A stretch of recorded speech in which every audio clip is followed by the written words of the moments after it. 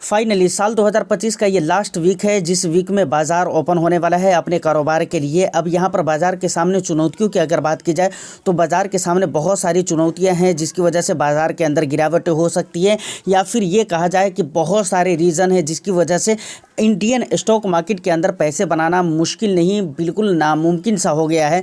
लेकिन यहाँ पर कुछ चीज़ें हैं जिस पे आपको ध्यान देने की ज़रूरत है, और सबसे मेन चीज़ें क्या क्या हैं जिसकी वजह से बाज़ार के अंदर पैसे नहीं बन सकते हैं। उन तमाम तर मुद्दों पर हम डिटेल्स में बात करेंगे। और ख़ास जो हमारा मुद्दा रहने वाला है वो ये रहने वाला है कि भाई FIIs जब तक इंडियन स्टॉक मार्केट में नहीं आ जाते हैं तब तक पैसे नहीं बनेंगे। तो वीडियो इंटरेस्टिंग होगी। ऑफ कोर्स एक लाइक कर दीजिए, शेयर कर दीजिए, और चैनल को अगर अभी तक आपने सब्सक्राइब नहीं किया है तो चैनल को भी ज़रूर सब्सक्राइब कर लें, क्योंकि इस तरह के इंटरेस्टिंग कॉन्टेंट मैं आपके लिए लेकर आता रहता हूँ। देखिए, अगर सबसे पहली बात अगर ये की जाए कि इंडियन मार्केट को लेकर या फिर इंडियन ग्रोथ को लेकर, तो देखिए इंडिया के जो ग्रोथ हैं, ऑफ कोर्स ये एक इमर्जिंग मार्केट है और इंडिया के जो ग्रोथ हैं वो आने वाले टाइम में बहुत ही हाई लेवल के होने वाले हैं। लेकिन अगर बात रही कि FIIs की, जब हाई लेवल की अपनी जगह पे ठीक है, लेकिन यहाँ पर भी जब तक FIIs के पैसे नहीं लगेंगे तब तक यहाँ भी पैसे नहीं बन सकते हैं। समझ रहे हैं? अब FIIs कब आएंगी, ये सबसे बड़ा सवाल और सबसे बड़ा मुद्दा होता है। और कई मरतबा आपके भी सवाल आते हैं कि भाई इंडियन स्टॉक मार्केट के अंदर FIIs कब से ख़रीदारी करना शुरू कर देगा। देखिए, ये चीज़ें फिक्स तो नहीं है, लेकिन कुछ चीज़ें जो मैं आपको बता रहा हूँ उस पर आप ध्यान दीजिएगा। सबसे पहली चीज़ देखिए, FIIs जो आते हैं वो क्यों आते हैं। मैं आपसे सवाल पूछता हूं कि भाई FIIs इंडियन स्टॉक मार्केट में आते हैं या फिर चाइना में जाते हैं या फिर US में जाते हैं या इसके अलावा जापान या कहीं किसी भी देश के बाज़ार में अगर वो जाते हैं तो किस लिए जाते हैं। उसका सिर्फ एक उद्देश्य है, एक मकसद है, और वो क्या है? पैसे बनाना। देखिए, मैंने काफ़ी टाइम पहले कहा था कि FIIs अपने पैसे को लेकर, अपने प्रॉफिट को लेकर हर कोई सेल्फिश है, लेकिन FIIs कुछ ज़्यादा ही है इस मामले में। अगर उसको पैसे नहीं बनेगा तो वो किसी भी मार्केट को छोड़ सकता है और पैसे बनाने के लिए वो किसी भी मार्केट को पकड़ सकता है। तो क्यों आते हैं? पैसे बनाने के लिए। अब सोच कर देखिए, इंडिया के अंदर अभी पैसे नहीं बन रहा है और उसे मालूम है कि अभी इंडिया के अंदर पैसे नहीं बनेंगे। उसके कई सारे उसके सामने कई सारे ऐसे रीज़न हैं जिसकी वजह से वो इन बातों को आइडेंटिफाई कर पा रहे हैं। रीज़न की अगर बात करें, क्या क्या रीज़न? देखिए, इंडिया एक ग्रोइंग इकोनॉमी है, ये अपनी जगह पे ठीक है, लेकिन अभी जो GDP के आंकड़े आए हैं ये बिल्कुल ही सही नहीं आए हैं।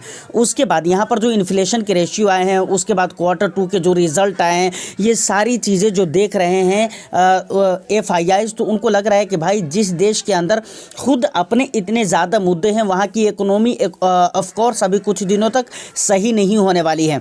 देखिए, अगर Q3 के रिज़ल्ट की अगर बात की जाए ना तो उसकी भी रिज़ल्ट बहुत अच्छे आएंगे। इसकी उम्मीद बहुत ज़्यादा आपको नहीं रखनी चाहिए। अगर आ जाते हैं तो ठीक है, और बहुत ज़्यादा उम्मीद आपको ये नहीं लगा कर चलनी चाहिए कि भाई रिज़ल्ट अच्छे आएंगे ही आएंगे।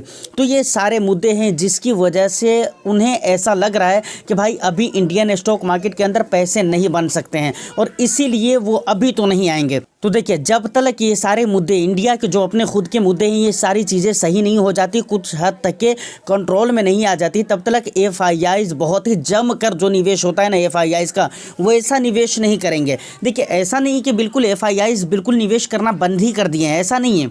आप अगर देखें तो नवंबर क्या कहते हैं, अक्टूबर नवंबर वगैरह में उसने बिकवाली की, दिसंबर में ख़रीदारी की। इसी तरीके से आप देखेंगे तो कुछ महीने में बिकवाली हुई, कुछ महीने में ख़रीदारी हुई है, और थोड़ा बहुत का ख़रीदारी और ख़रीदना बेचना ये चल ही रहा है, और ये ऐसा बाज़ार में चलता रहता है। तो इसको हम ज़्यादा सीरियस लेकर नहीं चलेंगे। क्यों नहीं? क्योंकि ये चलता रहता है बाज़ार में, लेकिन अधिक मात्रा में जो ख़रीदारी होनी चाहिए उस ख़रीदारी के लिए वही सारी चीज़ें, शर्तें हैं जो मैंने आपको बताई है। अब एक बात और भी बहुत ज़्यादा की जाती है कि भाई आगे जो आने वाले हालात हैं, जैसे अभी हम दिसंबर के मंथ से निकल रहे हैं, यानी पूरे 2023 से ही 24 से ही हम निकल रहे हैं और 2025 में इंटर करने वाले हैं। अब 2025 जो होने वाला है यहाँ पर बहुत ज़्यादा इम्पोर्टेंट होने वाले हैं, क्योंकि अभी बाज़ार में अभी आप देखें जो भी हालात हैं, आने वाले जो समय हैं 1-2 महीने 1.5 महीने, मुझे लगता है कि उसमें समय और भी बहुत ज़्यादा ख़राब होने वाले हैं।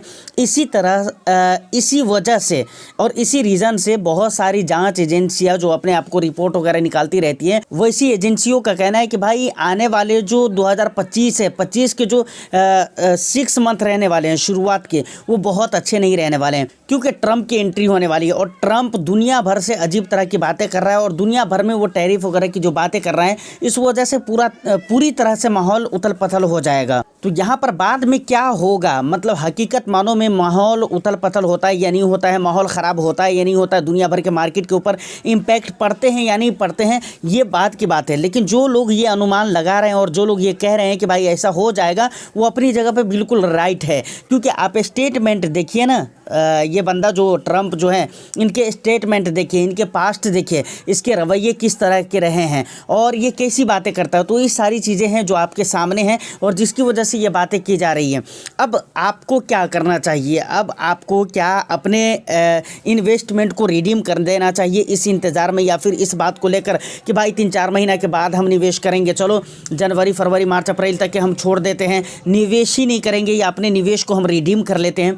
देखिए बिल्कुल ही ऐसा कुछ भी करने की ज़रूरत नहीं है। और बहुत सारे लोग एवरेज करने की भी बातें करते हैं, तो बिल्कुल सर एवरेज करने की ज़रूरत नहीं है। आपकी जो SIP चल रही है उसको तो आप चलने दीजिए, जो आपका लमसम है उसको आप बिल्कुल रहने दीजिए, वैसे ही जैसे है वैसे आप रहने दीजिए।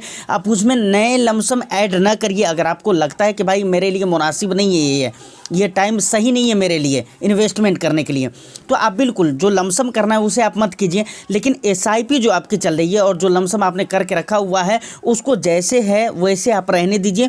वो इन्वेस्टमेंट आने वाला टाइम में आपको प्रॉफिट बना कर देगा। देखिए हम बराबर बातें कर रहे हैं कि भाई इंडिया की मार्केट ख़राब होती जा रही है, यहाँ के माहौल ख़राब होते जा रहा है, इसके ये मतलब नहीं कि माहौल सुधरेंगे नहीं।